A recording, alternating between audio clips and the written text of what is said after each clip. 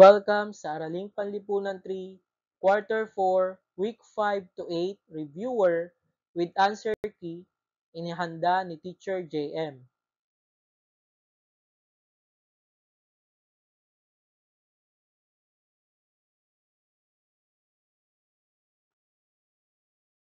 Paunawa, ang lahat ng nilalaman ng video na ito ay drill lamang upang makatulong sa mga mag-aaral sa kanilang pagsusulit.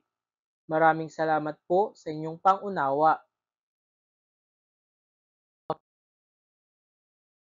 Week 5 to 6, Kabuhayan at Pakikipagsapalaran ng Sariling Rehiyon.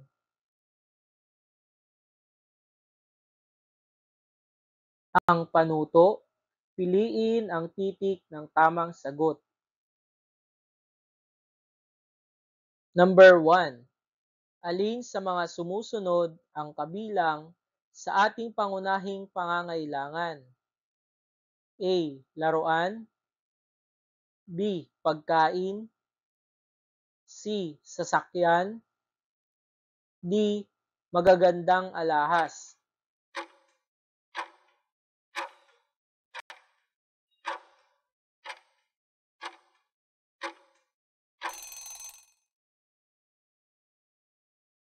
Number 2. Ano-ano ang mga pangunahing pangangailangan natin? A. Damit. B. Tirahan. C. Pagkain. D. Lahat ng nabanggit.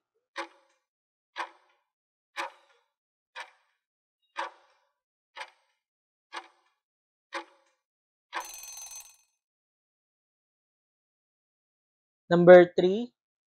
Alin sa mga sumusunod na pahayag ang tama? A. Ang likas na yaman ay walang hanggan. B. Ang likas na yaman ay may limitasyon. C. Ang pangangailangan natin ay may hangganan. D. Ang pangangailangan natin ay may limitasyon.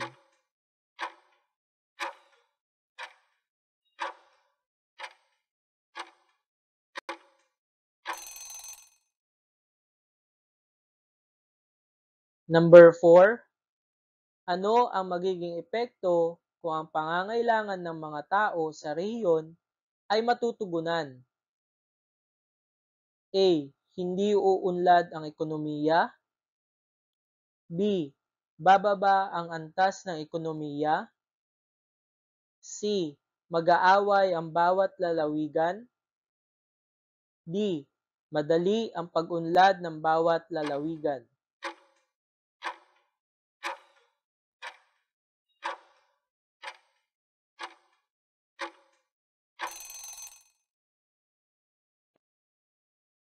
Number 5.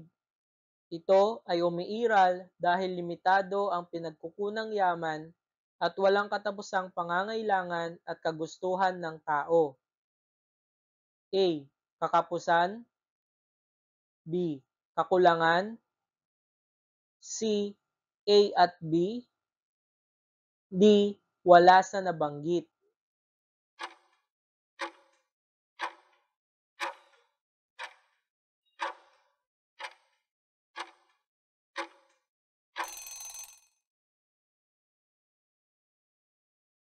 Number 6. Ito ay nagaganap kung may pansamantalang pagkukulang sa supply ng isang produkto. A. Kakapusan. B. Kakulangan. C. A at B. D. Wala sa nabanggit.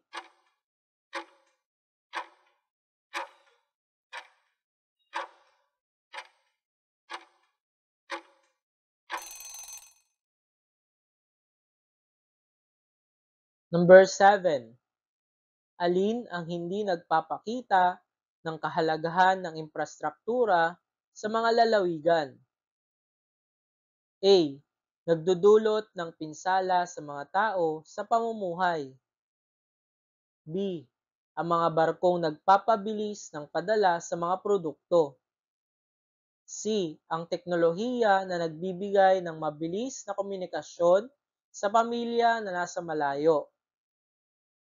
D. Nagpapadali ang transportasyon at pagbiyahe ng mga produkto sa mga konkretong daan.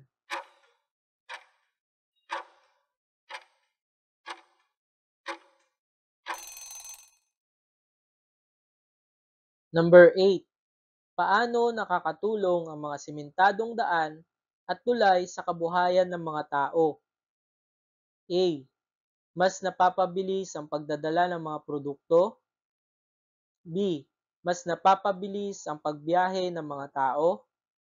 C. Maiiwasan ang pagkasira ng mga sasakyan, maging ang mga produkto dahil sa baku-bakong daan. D. Lahat ng nabanggit.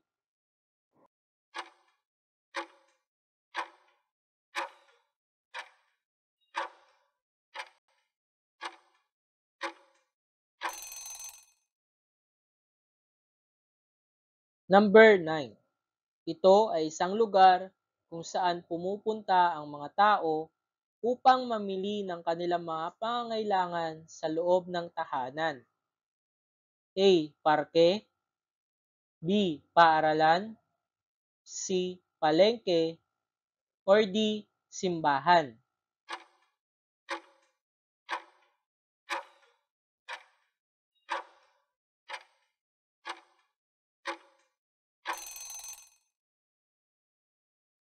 Ten.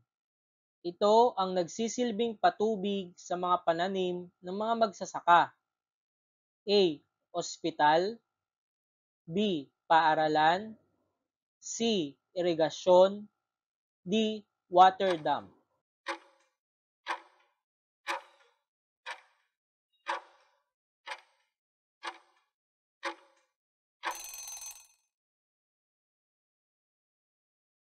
Number 11. Dito nagmumula ang supply ng tubig para sa pagluluto at pag-inom ng mga mamamayan. A. Ospital. B. Paaralan. C. Irigasyon. D. Water dam.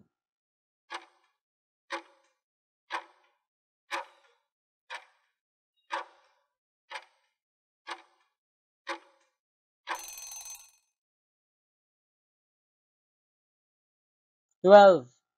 Dito nagagamot ang mga may sakit. A.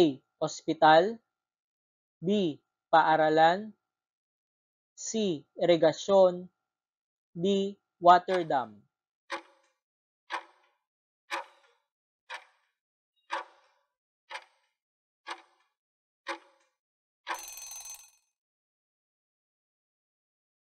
Thirteen. Dito natututo ang mga bata sa kanilang mga aralin at mabuting asal. A. Ospital. B. Paaralan. C. Irigasyon. D. Water dam.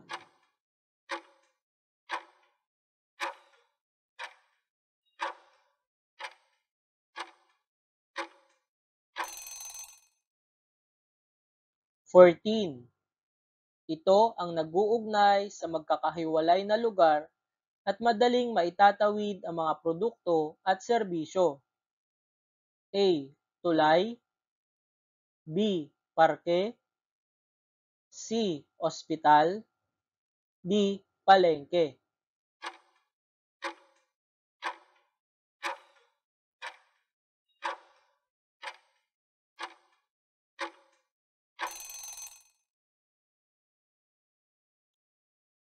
15. Kung mawawala o masisira ang mga infrastruktura, ano ang magiging epekto nito sa ating kabuhayan? A. Mas mabilis ang pagbabiyahe ng mga produkto. B. Magkakaroon ng maayos na komunikasyon ang mga tao. C. Mas gaganda ang magiging ani sa mga pananim. D. Mahihirapan ang mga taong bumili ng mga kailangang produkto sa mga palengke.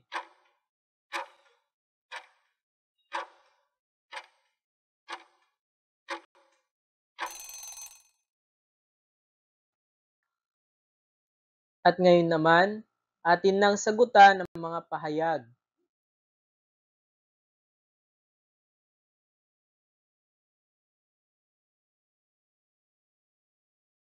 Ang wastong sagot ay letrang B.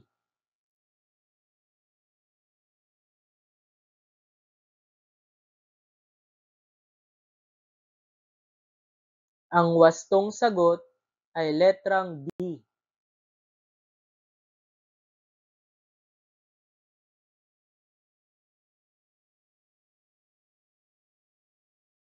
Ang wastong sagot ay letrang B.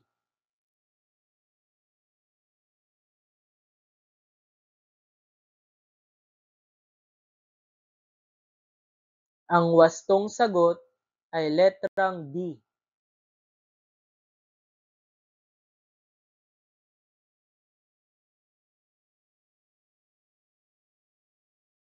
Ang tamang sagot ay letrang A.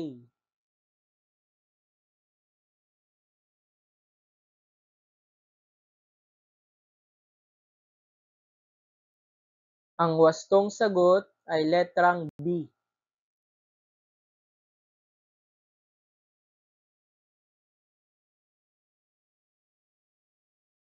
Ang tamang sagot ay letrang A.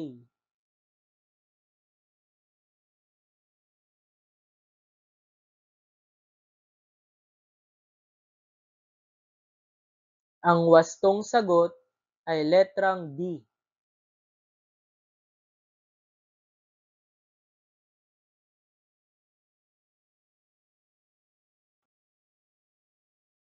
Ang wastong sagot ay letrang C.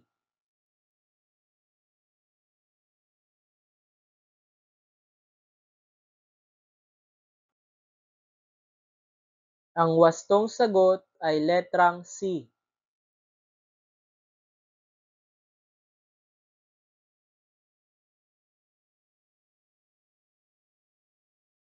Ang wastong sagot ay letrang D.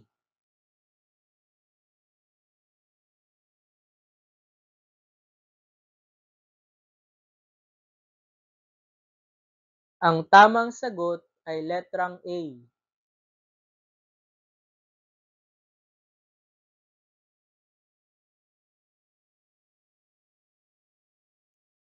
Ang wastong sagot ay letrang B.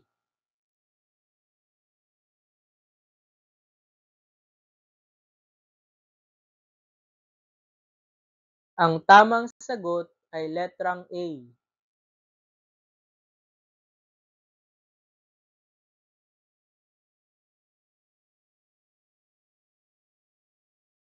Ang wastong sagot ay letrang D.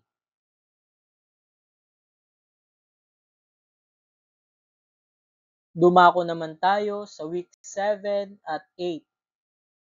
Pamamahala sa sariling lalawigan at rehiyon. Ang panuto, piliin ang titik ng tamang sagot. Number 1. Ano ang tawag sa namumuno sa barangay?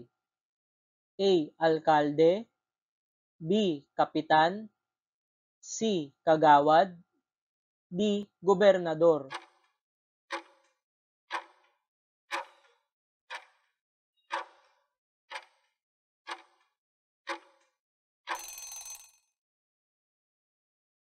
Number 2. Ano ang tawag sa namumuno sa lungsod? A. Alkalde, B. Kapitan, C. Kagawad, D. Gobernador.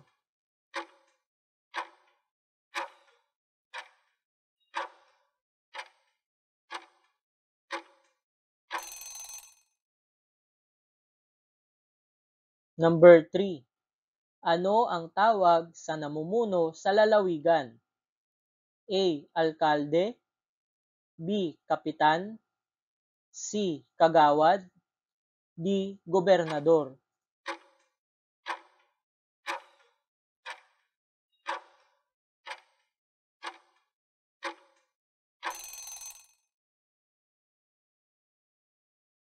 Number 4.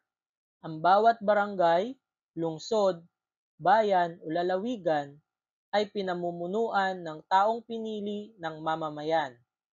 Ang pahayag na ito ay blank. A. Tama. B. Mali. C. Pwede. D. Hindi maaari.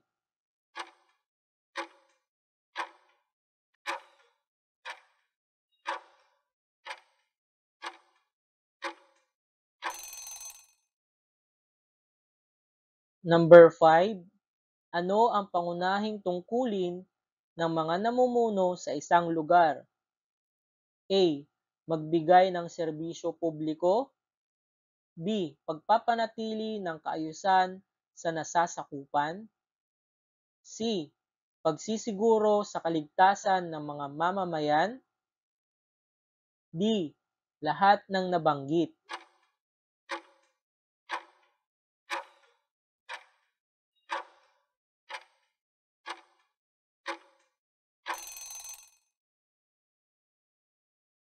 Number 6. Ano ang katangian na dapat mayroon ng isang pinuno? A. Matapat. B. Matulungin. C. Mapagkakatiwalaan. D. Lahat ng nabanggit.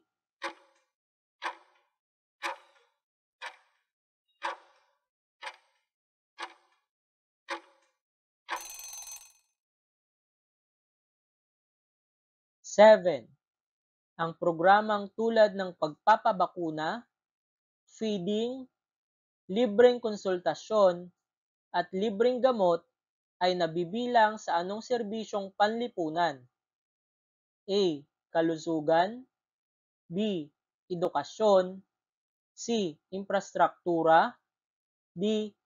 Kapayapaan at kaayusan.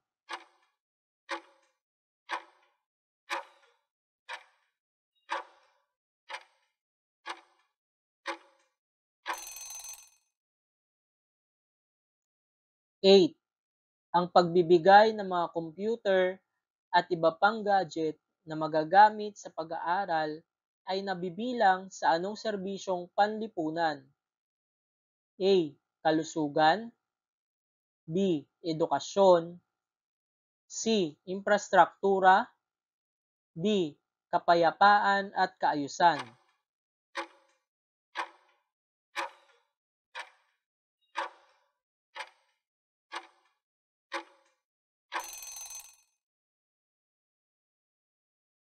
Number 9. Ang pagpapatrolya ng mga kapulisan ay nabibilang sa anong serbisyong panlipunan? A. Kalusugan. B. Edukasyon. C. Infrastruktura. D. Kapayapaan at kaayusan.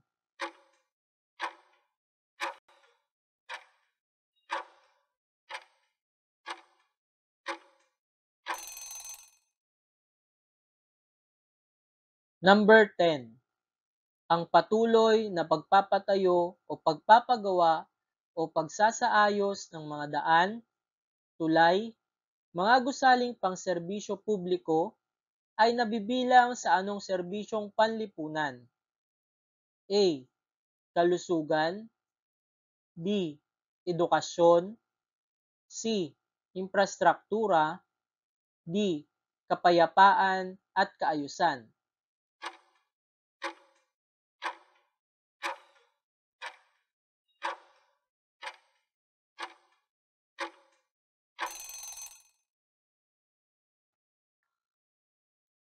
At ngayon naman, atin nang sagutan ang mga pahayag.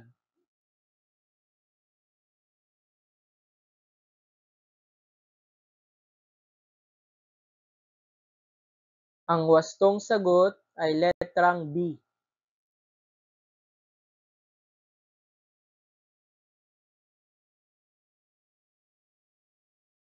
Ang tamang sagot ay letrang A.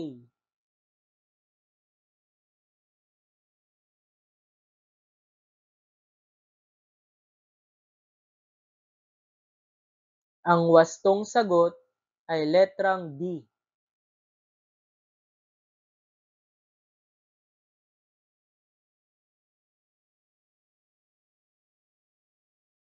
Ang tamang sagot ay letrang A.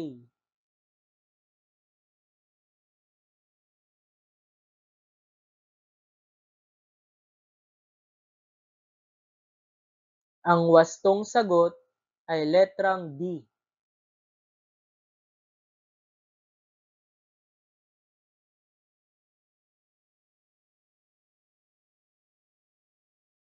Ang wastong sagot ay letrang D.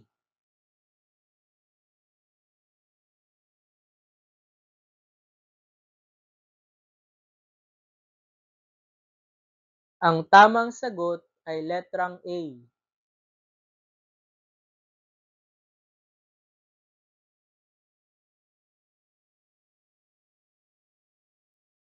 Ang wastong sagot ay letrang B.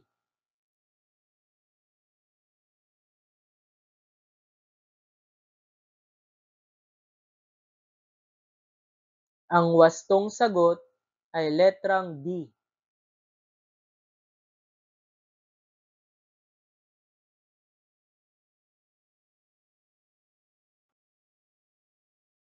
Ang wastong sagot ay letrang C.